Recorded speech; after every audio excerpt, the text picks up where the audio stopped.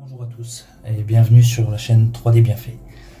Donc merci à vous d'être sur cette vidéo, déjà d'une pour commencer. Et je tenais à remercier tout le monde aussi pour le soutien, que ce soit dans les commentaires, sur les groupes Facebook ou même sur YouTube maintenant, même en privé. Je tenais à vous remercier parce que ça fait énormément plaisir. Par rapport au boulot fourni, j'avoue que ça fait plaisir. Donc c'est toujours cool d'avancer dans ce sens-là. Donc un grand merci à vous. Pour ça déjà, c'est top. Merci. N'hésitez pas, si vous avez des idées déjà pour la chaîne, pour la faire évoluer dans le bon sens, n'hésitez pas, je prends toute suggestion. Voilà, petite parenthèse fermée. Merci à vous. Alors pour la vidéo d'aujourd'hui, on va parler des jointures et de la reprise d'un printfall. Pour ce faire, rien de plus compliqué. On va faire Lara aujourd'hui. Donc on va la mettre de côté. Voilà. Donc pour son bras, j'ai loupé l'impression. Donc je l'ai commencé par là. Et en fait, elle s'est loupée ici. Elle était comme ça, elle est montée. Elle devait aller comme ça. Voilà. Le problème c'est que j'ai loupé l'impression, j'étais pas devant. Donc j'avais pas la couche exacte. Donc ça s'est arrêté. Quand on connaît la couche exacte, on peut faire une reprogrammation du G-code pour redémarrer le print. Donc un nouveau print, mais à partir de l'endroit où on s'était arrêté. Donc si on a la dernière couche précise, on peut l'entrer dans le G-code pour démarrer notre print ici. Donc reprendre un nouveau print, mais le reprendre sur l'ancien. C'est assez fastidieux, il faut connaître un minimum, mais c'est faisable. Donc je vous mettrai le lien en description pour ceux qui connaissent la hauteur de couche précise là où ça a foiré et qui n'ont pas décollé la pièce du plateau, ils peuvent reprogrammer le G-code pour redémarrer le print. Mais il faut surtout pas décoller le print. Voilà. Donc je mettrai le lien, c'est un ancien forum qui date maintenant de 2013, mais ils expliquent tout ça correctement et vous avez tout en détail. Donc je vous mettrai le lien. Donc, nous dans notre cas, c'est si on ne connaît pas la hauteur de couche précise. Moi en l'occurrence j'étais pas devant quand ça a foiré, donc je sais pas à quel moment, lui il a continué dans le vide, moi je sais pas à quel moment on s'est arrêté. Donc pour ce faire, j'ai gardé la partie là, et pour éviter de tout reprendre, sur le slicer, donc moi Cura en l'occurrence, je suis venu remettre ma pièce comme elle était initialement imprimée, je l'ai simplement descendu du plateau pour réimprimer ce que j'avais besoin. Donc j'ai essayé d'éliminer le plus possible. Mais j'ai pas essayé de faire à fleur tout de suite, de chercher la précision tout de suite. Le problème c'est que si on fait ça, bien souvent on se trompe. Soit on imprime trop, ou soit, ça c'est pas grave à la limite, c'est justement ce qu'on va faire. Soit on imprime pas assez. Si on n'imprime pas assez, on recommence tout parce que là ça va pas. Il nous manquera de la matière et là on est emmerdé. Donc ce qu'il faut faire, il faut calculer un peu plus. Donc prendre tout ça, mais reprendre en plus un petit peu pour être sûr de ne pas se tromper. Si on a trop, ce qu'on va faire justement maintenant, on va poncer le tout pour éliminer le surplus et arriver à fleur pile poil pour être vraiment à la bonne ligne. Mais c'est à nous de venir chercher ça justement. C'est ce qu'on va voir en vidéo. Donc la partie là, je l'ai réimprimée, donc là c'est propre. Je l'ai descendu un peu du slicer, hop, je l'ai repréparé et je l'ai imprimé tel quel. Donc pour garder le même angle qu'elle avait initialement. Donc là si on regarde bien, j'ai imprimé un tout petit peu plus, donc je vais mettre à fleur. Voilà. Et vu que j'ai mal calculé, il manque un peu. Donc c'est un tout petit peu plus long. Pas que je triche, hop. Voilà. On voit, il y a une bavure, c'est plus long. Donc nous on va venir reponcer un petit peu celle-là, mais bien à plat. Donc moi ce que je conseille c'est de prendre, on avait ça, prendre du gros grain, vraiment pour le décapage, 60. Peu importe si c'est pas du 60, c'est pas grave. Vous pouvez même prendre du 180, ça va aussi. Du 180, du 120, ça va aussi, pardon. Voilà. Donc là ce qu'on va venir chercher, on va y aller doucement. C'est toujours sur cette chaîne, vous verrez, de toute façon il faut y aller doucement. Ça sert à rien d'aller se précipiter. Donc là on y va et on va gratter une fois ou deux, mais vraiment bien à plat. Je vous déconseille la lime, parce qu'avec la lime on va donner plus de pression d'un côté ou de l'autre. On sera jamais réellement bien à plat. Bon, après tout dépend. Si on le coince dans un étau et qu'on travaille bien comme ça, normalement il n'y a pas de souci. Mais c'est préférable de faire comme ça, bien à plat. Donc je vais faire juste une passe ou deux en appuyant quand même assez fort. Mais je vais pas exagérer. Vous voyez là, ça a déjà bien attaqué le plastique. Ça veut dire que je suis déjà un peu descendu. Forcément. Donc là, je vais prendre du grain plus fin pour poncer un coup les bavures. Voilà. Et je vais venir juste éliminer ce qui a brûlé. Voilà.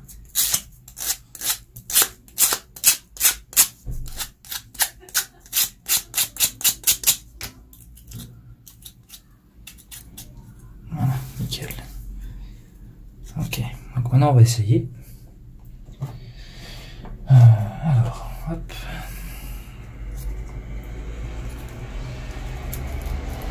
On va voir ce que ça donne.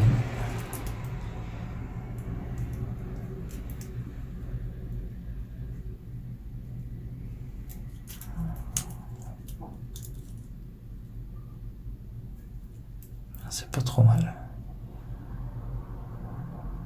Attends. Hop.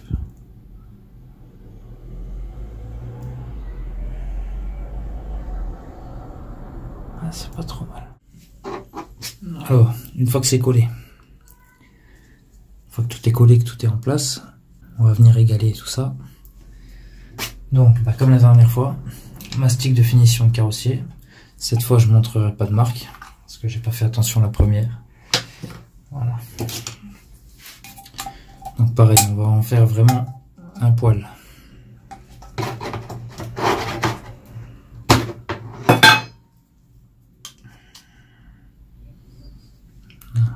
On va pas en préparer beaucoup, ça sert à rien. Catalyseur, une noisette, vraiment un soupçon.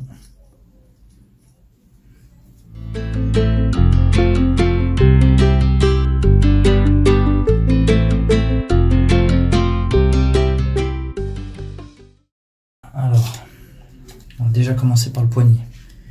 Le poignet, je vais venir en prendre un tout petit peu. Déjà, là où il y en a un tout petit peu à mettre, vraiment un tout petit liseré, on va y aller juste avec le bord et on va venir charger. Je vais zoomer un peu.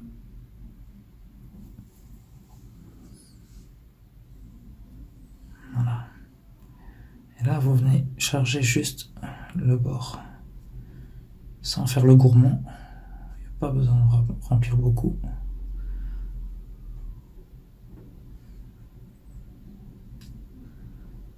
On vient remplir. Voilà. On en reprend un peu. Voilà, on met juste un petit boudin sur le bord de la spatule. Vraiment léger. Et on vient faire rentrer.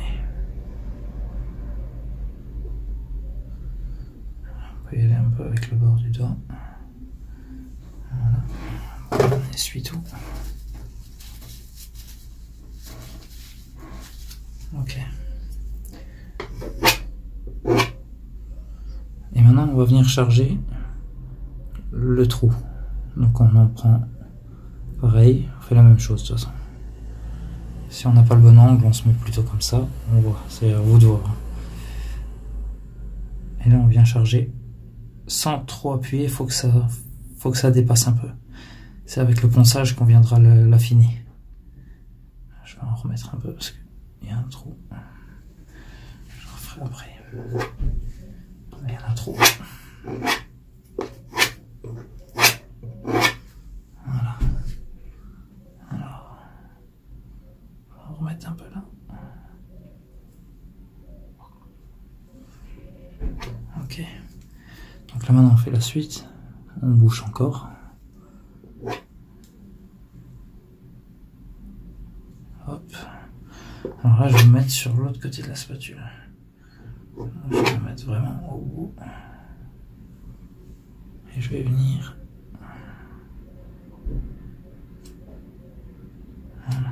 mettre comme ça. Juste en remplir avec le coin. Faites pas le sagouin sur la spatule, n'en mettez pas trop. Parce qu'après, ça fait trop de boulot à enlever. Voilà.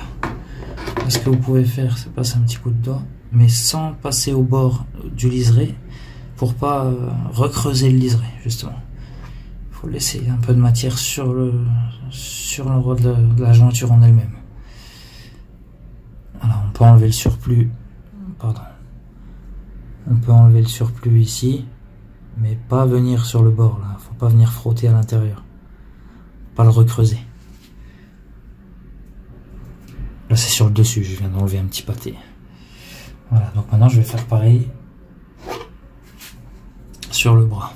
Donc je vais prendre à l'endroit où il y a le petit escalier, la petite marche, et je vais venir la combler. Hop là, ah bah, le mastic il a déjà tiré un peu, c'est pas grave, ça marche quand même. Voilà, et là on vient combler. Ah, le focus vraiment il va être chiant sur cette vidéo, je suis désolé. Voilà, on se dépêche un peu. Et on charge. Regardez, on vient juste combler ce qu'il y a à combler. Là on peut être un peu plus grossier sur l'avant-bras. On viendra poncer l'avant-bras, il n'y a vraiment pas de problème. Mais à l'endroit du poignet et du bandage, c'est un peu plus compliqué. Voilà. Et là, vous voyez, en 2 secondes c'est fait. Même si le mastic il a tiré, vous pouvez encore l'étaler et le faire rentrer dans l'interstice. Voilà, hop. Donc là c'est la première étape. On va passer un premier petit coup de ponçage. On va essayer de charger un peu plus, toujours sur le dessus. Pas venir creuser, on viendra le poncer après.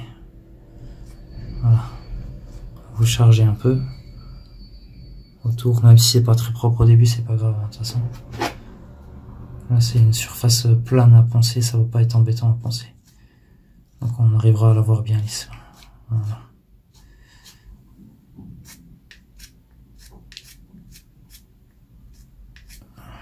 Hop là. Pas trop dépassé quand même. Voilà. Donc là, ça nous donne quelque chose comme ça. Voilà, le poignet aussi. Ah, dès que j'enlève ma main, c'est foutu. Donc là, comme la première fois, 15-20 minutes. Et on passe à un premier ponçage léger. Donc une fois qu'on a fini, qu'on a tendu, maintenant on va poncer. Donc alors là on va pas poncer au gros, on va poncer au fin. Donc comme la dernière fois, bon, moi je reprends du 150 du coup. Je suis pas retourné faire mes courses depuis la dernière vidéo. Alors, voilà. On fera encore une fois avec. Donc, si vous voulez monter dans la finesse, vous pouvez, mais personnellement vous n'aurez pas une grande différence.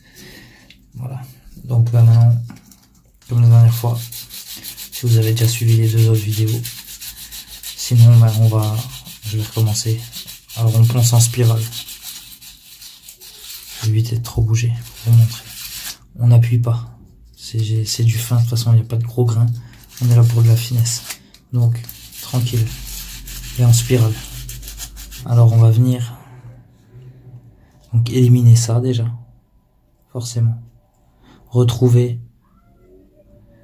l'angle là, l'arête là. Donc là il y a une toute petite surcouche ici qu'on va venir enlever. Et on ponce tranquille. Et on passe le doigt pour vérifier. Donc là on n'insiste pas. On n'insiste pas pour le moment.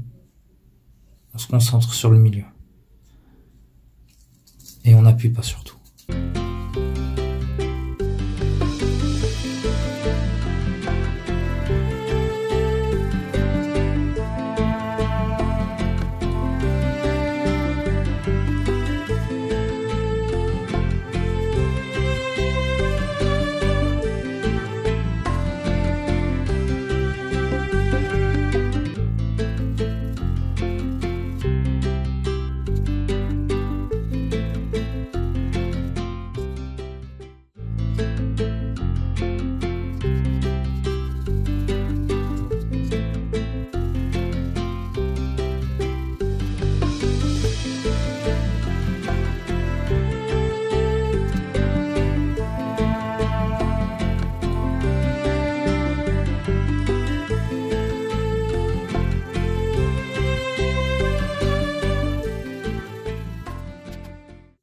Alors là on est bon.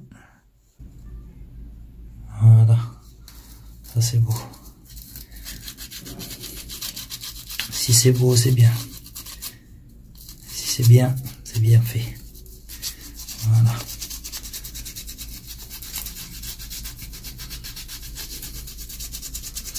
N'hésitez pas à me dire hein, s'il y a des choses à améliorer ou quoi, je le ferai avec plaisir. C'est vraiment... Moi je suis pas dans le game à la base.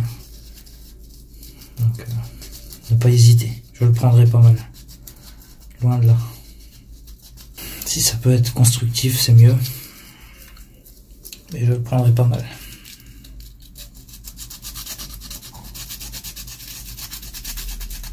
Puis je fais avec les moyens que j'ai, surtout. 2 enfants à la maison, je fais pas comme je veux. C'est pas évident même parfois pour les produits et tout, donc on fait comme on peut, bien souvent. Des fois c'est Noël, des fois non, ça dépend.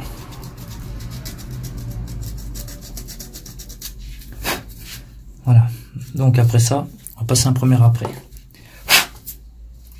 Déjà je vais aller dégraisser la pièce avec le produit vaisselle. Bon bah maintenant on va peindre le tout, du moins on va apprêter le tout. Pour voir si on a encore des défauts ou pas. Et à ce moment-là, on viendra repasser une deuxième couche de mastic. Vraiment au cas où. Normalement, il devrait y avoir lieu.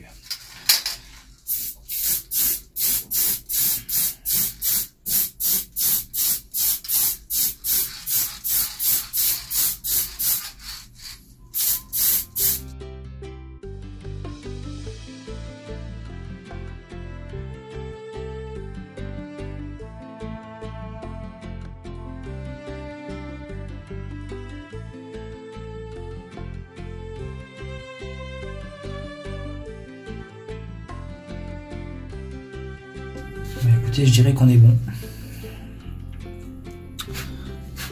Alors.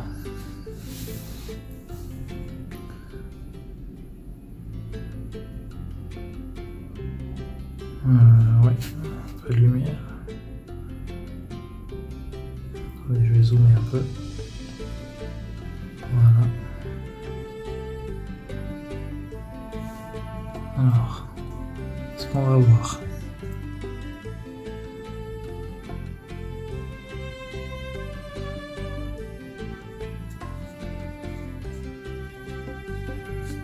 Il fallait que je mette mon pouce. Là, je suis un peu un abruti. Mais... Voilà. On fait une jointure en peu de temps. Voilà. Pour l'avant-bras, alors c'était dans le coin là. J'arrive même plus trop à distinguer.